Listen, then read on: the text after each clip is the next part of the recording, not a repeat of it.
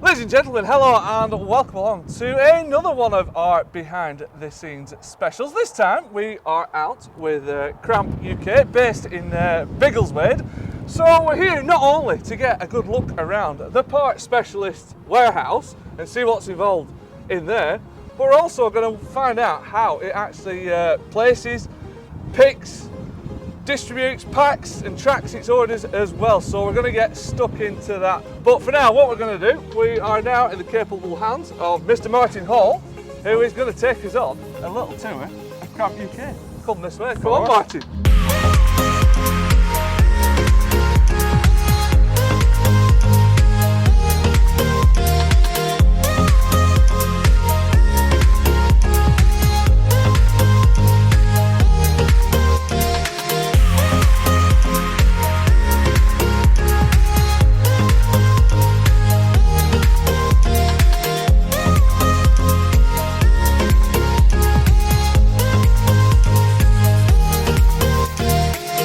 A little bit of background about the building. It opened in 2020. We had a much smaller building, about 3/4 of a mile down the road.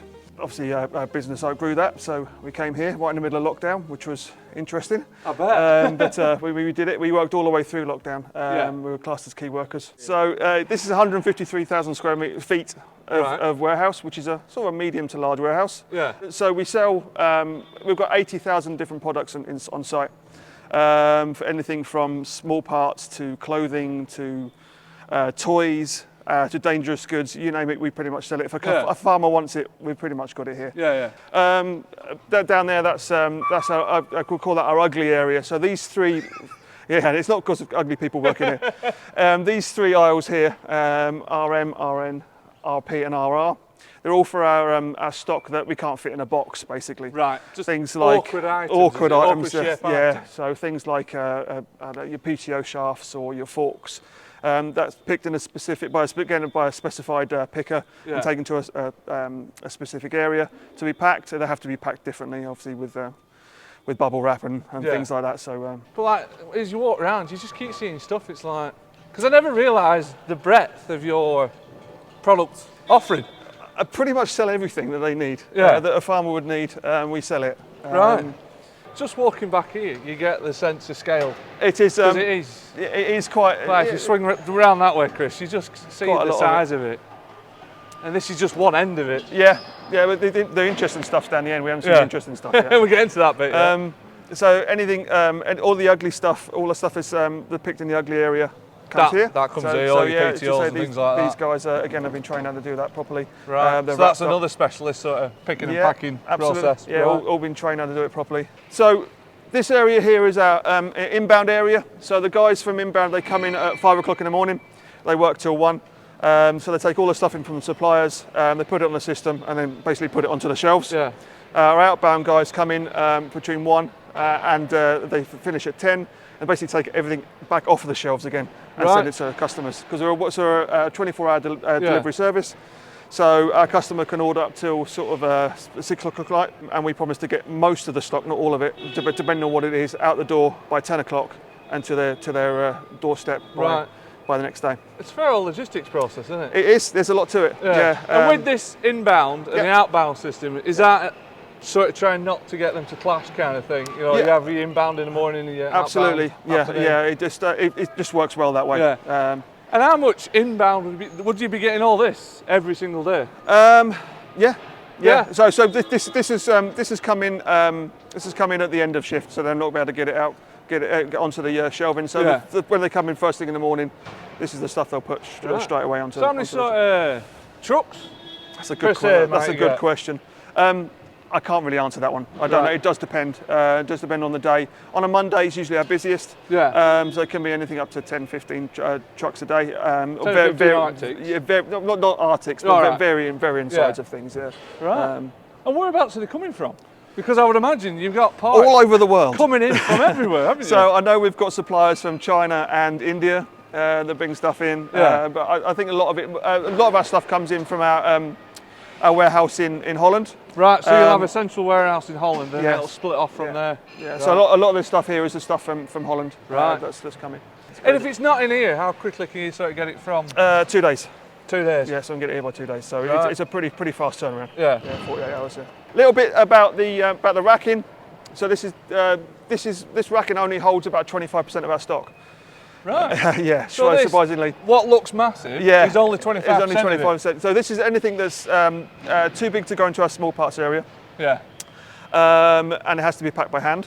So it's basically the system, when an order's placed, the system works out where the order is. And if it's in the racking, it'll go to the guns on the pickers. Yeah. The pickers will then pick a pallet up, they'll take their truck off, pick it into a pallet, put it at the end of the aisle, and then these guys will, someone will pick the pallet up, take it down, ready to be packed manually. Right. You say only 25% of our stock is in there. Anything we try and stick into small parts, which is semi-automated, and I'll show you a bit of that in a little while. That's it. So we're going to see that later. Yeah, we are actually following the order through. So we're going to follow the order. That's all order. still to come, boys and girls. But yeah, for now, if we just sort of carry on, kind of doing a lap round here. But if you could just sort of, tell us a bit about Kramp, because obviously they're a Dutch company, I believe. They're based in Varsseveld, which is just on the German border. We're visible in 22 countries, mostly in Europe. We have purchasing offices in Turkey and India and China as well, but we're mostly a European concern. So this is the only warehouse in the UK from Biggleswade. We supply all of the UK. So there's a little bit of an example of our small parts area. So it's all nice and shiny and clean. And you can just get some idea of scope of how much we actually do sell. So you can get lost in here, couldn't you? I mean, it's really well set out, to be fair. It's set out in zones. There'll be some logic to it. There is.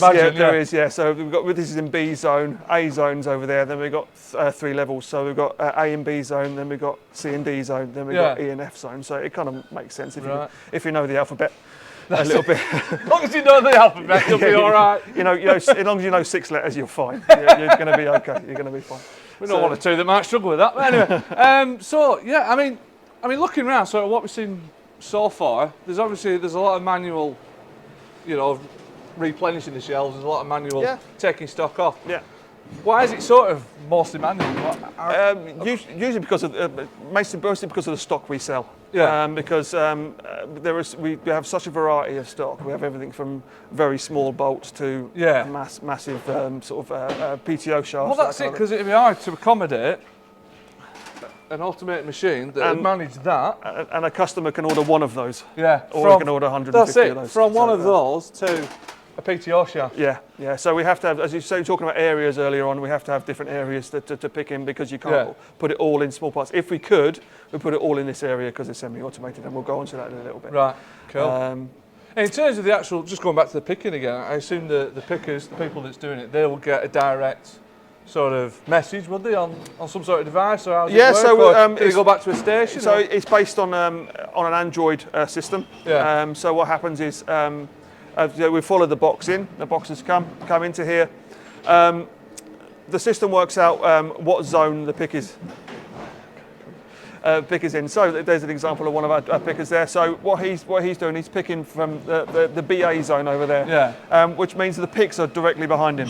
Right. So he'll go and pick in there, put the box back onto the line again, and then the system will then work out what zone that box will want to go into next for the next pick. Right. Got so if we're lucky, so you haven't got one person darting here, there, he's and not everywhere. walking all the way around, or she's not walking all the way around the building. So hopefully we'll be lucky enough to see one of these orders come off in a different zone. So there's 4 zones. So there's 4 zones on each level.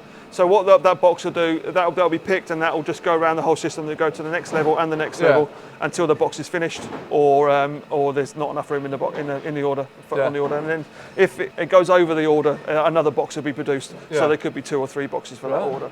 So we've come to the end of our pick and hold. So basically, what this will mean is the stuff that's at the end here is the stuff that isn't ordered quite so much. Yeah. So the stuff that's ordered a lot is closer to the conveyor. So you even group it like that as well. Yeah. So it means, and that again, that's seasonal. So so some stuff can be ordered sort of through the winter months. That'll be moved closer to the conveyor. Well, Martin, thank you very much for the little whistle stop tour. I'm sure we could just keep wandering around here for hours. Just keep finding something. I'm going to go on with. But anyway, put an order on. Thank you very much for now for the little sort of whistle stop tour of Kramp UK and the warehouse. what we're going to do now is head on. We're going to go up the road now, up to B&B Machinery, and we're actually going to see how an order is placed. We're going to place the order at B&B Machinery with those guys, and then we're going to head back here, and we're actually going to follow that order through the warehouse and see how Kramp handles its orders. So, all that coming up.